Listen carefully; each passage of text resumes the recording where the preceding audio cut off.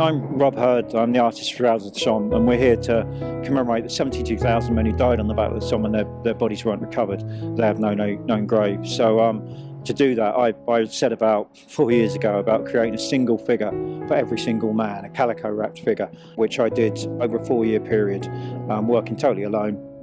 The involvement of VolkerFitzpatrick is key. I mean, people often say these lines like, oh, we couldn't do it without you, but we couldn't. We set about this from nothing. We had no funding, we had no venue, we had nothing. We sat in that room with John and some of his staff, and you don't have to ask twice. You know, their reaction was extraordinary, what they would do for us. And I think it's the subject matter again, but I think working with Volker, they're just amazing people from the ground up, from talking to John and his staff, but their ability to make things happen on this level, to the gantry we're standing on, to the people, the surveyors you see there. You know, every one of these guys, is just the passion they have for this subject is extraordinary. Working with them has been an extraordinary experience for me, it really has. We're laying out 72,396 12-inch figures hand-stitched in calico shrouds by Rob Hurd, the artist. One for each man whose name's on the Thietbouw Memorial and has got no known grave from the battlefields of the Somme. And in some small way, we're bringing them home. We're bringing them back to English soil to lay them here at Queen Elizabeth Olympic Park. Well, Rob and I have been working on this for almost 5 years. He came to see me in January 2014 with the idea of the 19,240 who were killed on the first day and had a few shrouds to show me. And I said, we'll make that happen. And we did in 2016 for the first day of the centenary, the first day of the Somme and the last day of the Somme when we laid out that 19,240. While we were at Bristol, somebody went up to Rob and said, my great uncle's out there, he is one of the 19,240, but his body was never recovered from the battlefields of the Somme and he's still lying out there in France. And in some small way, Rob, you've brought him back to England. So that got Rob thinking about those men whose names are on the Thietbouw Memorial, and he wanted to mark them and bring them home to mark the centenary of the armistice this year. And so he then started to work on the 72,396. VolkerFitzpatrick built this walkway we're standing on here looking down at the shrouds.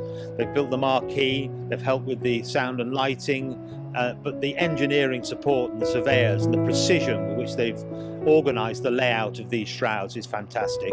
And I'm just so grateful to VolkerFitzpatrick for all they've done. We wouldn't be here today without their help. So Mel Bradley got in touch with us. She's the project director for the Shrouds, organised this event, and she was looking for some support for construction and engineering to help with getting the platforms organised, procuring some fencing, procuring the marquee and the walkways, and then helping in actually laying out the figures and how to lay out 72,000 figures in exactly the right position, as you see behind me. So we've had all the fencing has been provided from Beaver 84.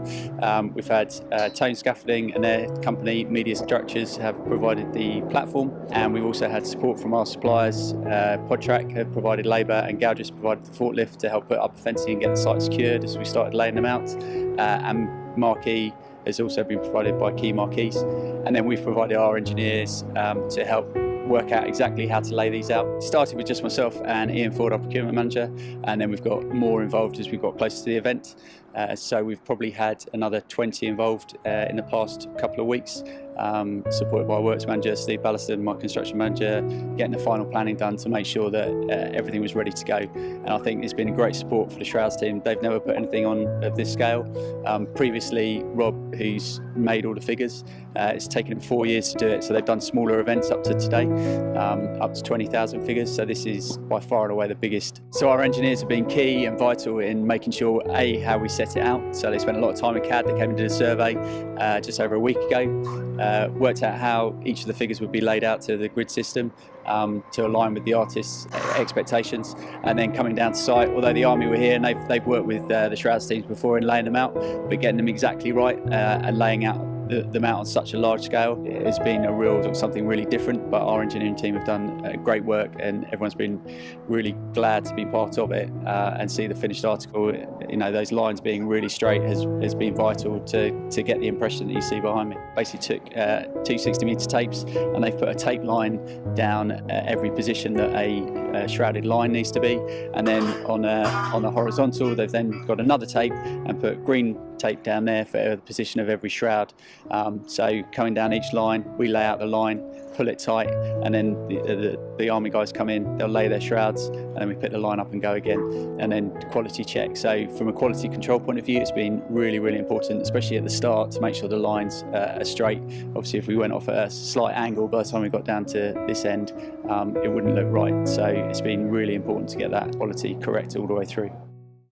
So I think the biggest thing for us has been seeing how everyone's got really involved with it, and really taking to heart what the exhibit really means.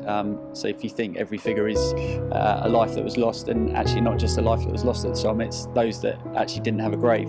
And so when you put that into scale, it's just phenomenal. I think personally, thinking about it, I think today in society we think too much about what we haven't got rather than what we have got, and I think it would help for all of us to consider that.